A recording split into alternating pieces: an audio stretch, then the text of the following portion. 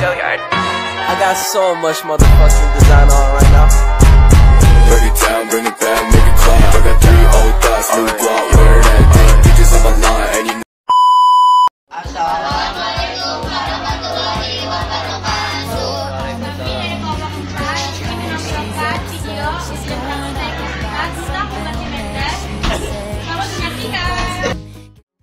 Sebelum kita memulai praktek, kalian itu sebenarnya tahu nggak sih apa itu hukum Archimedes?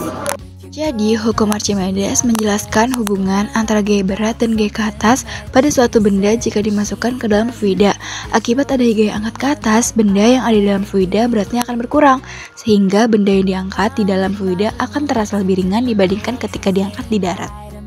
Mari kita saksikan salah satu contoh penerapan hukum Archimedes. Alat dan bahan yang digunakan yaitu gelas plastik, air, pewarna makanan, minyak, dan redakson.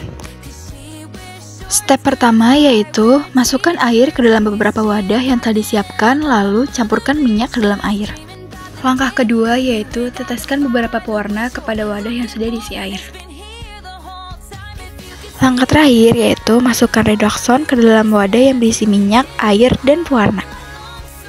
Reaksi tersebut disebabkan karena air dan minyak tidak bisa tercampur karena sifat molekul yang berbeda, dan saat redakson dimasukkan akan bereaksi menghasilkan gas karbon dioksida berbentuk buih dan naik ke atas menerjang minyak sehingga menyerupai lava gunung Merapi.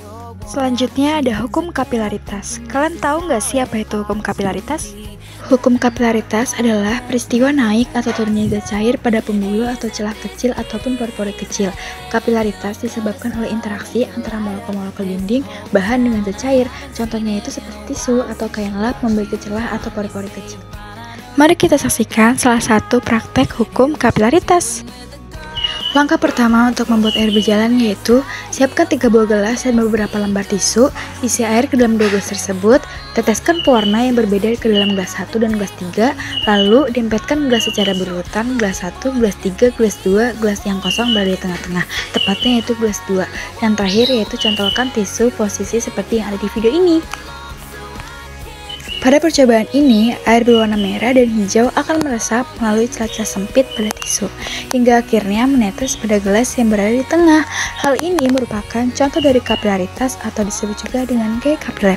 Itulah hasil akhir dari hukum kapilaritas.